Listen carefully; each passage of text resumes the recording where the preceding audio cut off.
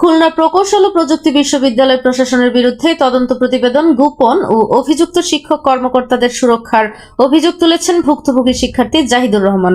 খুলনা থেকে নজরুল ইসলাম রবিনের পাঠানো প্রতিবেদনে থাকছে বিস্তারিত। মঙ্গলবার আয়োজিত এক সংবাদ সম্মেলনে তিনি প্রশাসনকে 24 ঘন্টার আলটিমেটাম দেন। তিনি বলেন, 2022 সালে কুয়েট ছাত্রলীগের হাতে নির্যাতনের ঘটনায় প্রশাসন ফৌজদারি মামলার আশ্বাস দিলেও কোনো পদক্ষেপ নেয়নি। পরবর্তীতে তিনি নিজে মামলা করতে চাইলে তদন্ত কমিটির প্রতিবেদন দিতে বারবার অস্বীকৃতি জানানো হয়। এমনকি লিগ্যাল নোটিশেরও কোনো জবাব দেয়নি কর্তৃপক্ষ। জাহিদুর রহমান জানান, 2022 সালের 11 সেপ্টেম্বর নির্যাতনের শিকার হয়ে তিনি 52 দিন কারাভোগ করেন, যার ফলে প্রায় 2 বছর তার একাডেমিক জীবন বাধাগ্রস্ত হয়। 2024 সালে নতুন করে তদন্ত কমিটি গঠনের পর 13 জন শিক্ষার্থীর বিরুদ্ধে ব্যবস্থা নেওয়া হলেও সংশ্লিষ্ট শিক্ষক কর্মকর্তাদের বিরুদ্ধে কোনো ব্যবস্থা নেওয়া হয়নি বলে তিনি অভিযোগ করেন। সংবাদ সম্মেলনে তার 3 দফা দাবি ছিল: তদন্ত প্রতিবেদন প্রকাশ, অভিযুক্তদের বিরুদ্ধে আইনগত ব্যবস্থা এবং তার একাডেমিক ও আর্থিক ক্ষতির ক্ষতিপূরণ। দাবি না মানা হলে কঠোর কর্মসূচি ও উচ্চ আদালতে যাওয়ার হুঁশিয়ারি দেন তিনি। পাশে না দাঁড়িয়ে উল্টো ছাত্রলীগের পক্ষ নেয় এবং প্রশাসন নিজেই বাদী হয়ে আমার বিরুদ্ধে মিথ্যা মামলা দায়ের করে। সেই মিথ্যা মামলায় আমাকে 15 সেপ্টেম্বর 2022 সালে খুলনা মেডিকেল কলেজের প্রিজন সেল থেকে আদালতের মাধ্যমে কারাগারে পাঠানো হয়। বিনা অপরাধে দীর্ঘ 52 দিন কারাভোগ করার পর 2 নভেম্বর 2022 সালে আমি জামিনে মুক্তি পাই। জেল থেকে ফেরার পর আমি বারবার প্রশাসনের কাছে নিরাপত্তার দাবি জানালেও তারা কোনো আশ্বাস দেয়নি, যার ফলে আমার একাডেমিক ক্যারিয়ার থমকে যায় এবং প্রায় 2 বছর আমি বিশ্ববিদ্যালয়ে ফিরতে পারিনি। গত 5 আগস্টের ছাত্র জনতার বিপ্লবের পর আমি পুনরায় বিশ্ববিদ্যালয়ে ফিরি এবং আমার সাথে হওয়া অন্যায়ের বিচার চেয়ে আবেদন করি। এর প্রেক্ষিতে 17 সেপ্টেম্বর 2024 সালে কুয়েট প্রশাসন একটি তদন্ত কমিটি গঠন করে। তদন্ত কমিটি দীর্ঘ 5 মাস তদন্ত শেষে 27 জানুয়ারি 2025 সালে প্রতিবেদন দাখিল করে। এই প্রতিবেদনের ভিত্তিতে ছাত্র শৃঙ্খলা কমিটি 13 জন ছাত্রের বিরুদ্ধে শাস্তিমূলক ব্যবস্থা নেয়, যার মধ্যে 10 জনের ছাত্রত্ব বাতিল করা হয়।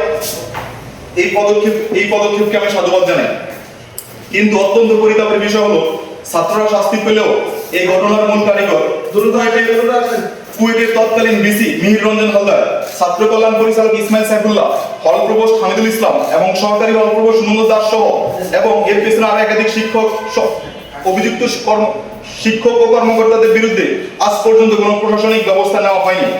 বিশেষ করে সাবেক ছাত্রলীগ সভাপতির ভাই এবং কুয়েটের সিকিউরিটি ইনচার্জ সাদেক হোসেন প্রামাণিক, যিনি আমার বিরুদ্ধে করা মিথ্যা মামলার বাদী ছিলেন, তিনি আজও বহাল তবিয়তে আছেন।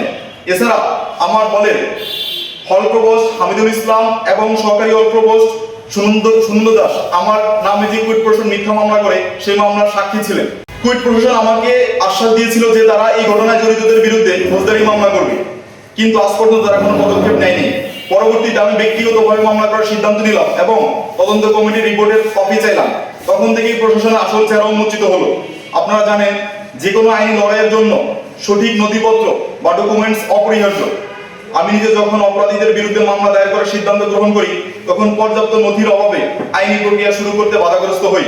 এই অবস্থায় আমি কুয়েট প্রশাসনের নিকট মৌখিক ও লিখিতভাবে একাধিকবার আবেদন জানাই যেন আমাকে তদন্ত কমিটির রিপোর্ট কপি সরবরাহ করা হয়, কিন্তু অত্যন্ত রহস্যজনকভাবে প্রশাসন তা দিতে বারবার গড়িমসির মাধ্যমে অস্বীকার করেছে। পরবর্তীতে আমি আমার আইনজীবীর মাধ্যমে প্রশাসনকে লিগ্যাল নোটিশ প্রেরণ করি, কিন্তু দুঃখের বিষয়, দেশের প্রচলিত আইন অনুযায়ী নির্ধারিত সময়ের মধ্যে সেই নোটিশের কোনো লিখিত জবাব বা ন্যূনতম প্রতিক্রিয়া জানানোর প্রয়োজন বোধ করেনি কুয়েট প্রশাসন। তাদের এই অপেশাদার এবং আইন অমান্যকারী আচরণ স্পষ্ট প্রমাণ করে যে তারা অপরাধী শিক্ষক ও কর্মকর্তাদের অপরাধ আড়াল করতে এবং আমাকে ন্যায় বিচার থেকে বঞ্চিত করতে মরিয়া হয়ে উঠেছে। আমার দাবি সমূহ আজ এই সংবাদ সম্মেলনের মাধ্যমে আমি দেশবাসী সহ প্রশাসনের কাছে, দেশবাসীর মাধ্যমে, নিউজ মিডিয়ার মাধ্যমে প্রশাসনের কাছে স্পষ্ট 3টি দাবি জানাচ্ছি। 1. তদন্ত রিপোর্ট প্রকাশ।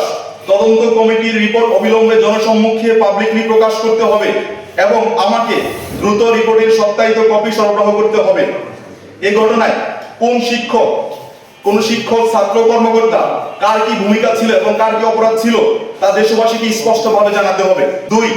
অপরাধীদের শাস্তি আইনি ব্যবস্থা। ঘটনার প্রত্যক্ষ পরোক্ষভাবে জড়িত শিক্ষক ও কর্মকর্তাদের বিরুদ্ধে